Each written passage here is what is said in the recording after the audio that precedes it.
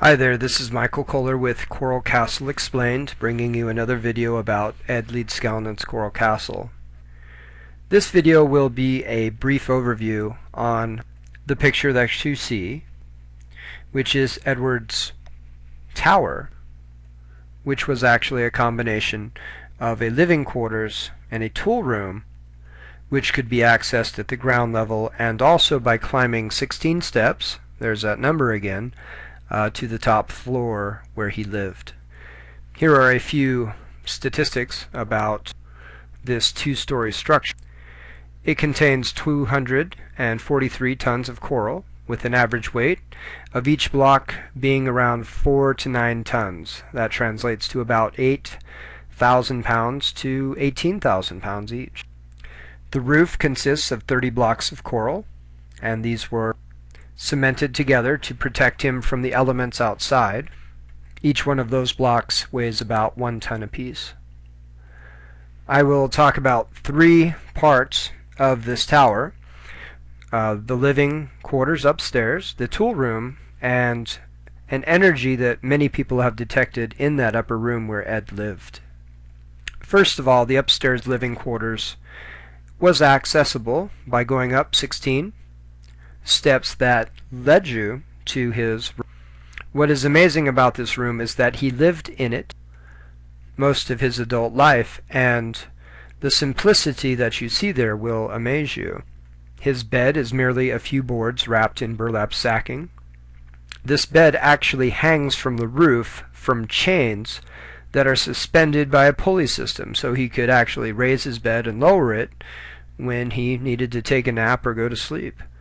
Ed also had furniture, such as a hanging chair made of parts of a horse harness and scrap metal from bike parts.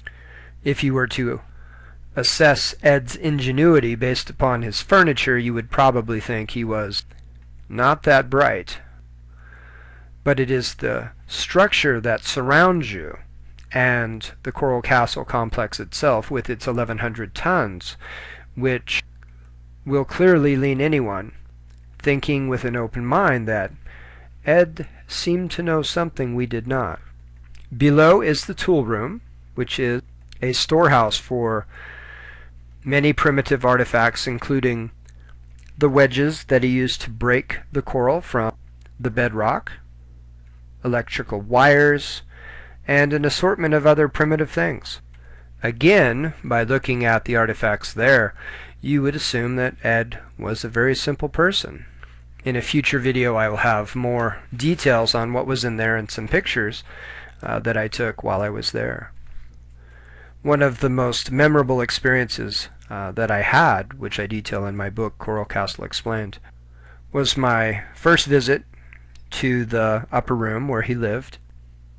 I was overcome by some force or energy that literally brought me to my knees. When I was actually able to function and look around, I saw a cardboard cutout of Ed staring back at me from across the room. For most of my adult life, I have been able to attenuate to certain energies in different areas, such as graveyards, or what most anyone can do, such as sensing if a person is good or is in a bad mood. And using this intuition, I was drawn to this corner of the Coral Castle, this area of Ed's room, in which many pictures that we were taking were simply not coming out on our digital camera, and I could feel a difference in that corner with my hand. I came to find out later that not only had hundreds of people also felt this overwhelming energy upon crossing the threshold of that door over the last several decades, something that I learned from the guides, but that there had been ghost hunters that had visited the Coral Castle and had brought in EMF detectors, and they had detected, using scientific instruments, a great increase in the electromagnetic energy in that exact corner that I had felt.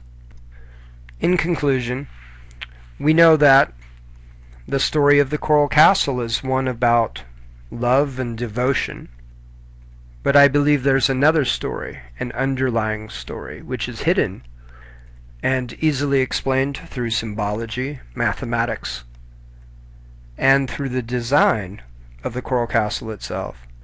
If you would like to learn a little more about the Coral Castle, please visit my website, Coral Castle Explained, and download your 5 free chapters of my book today. Thanks for watching this video.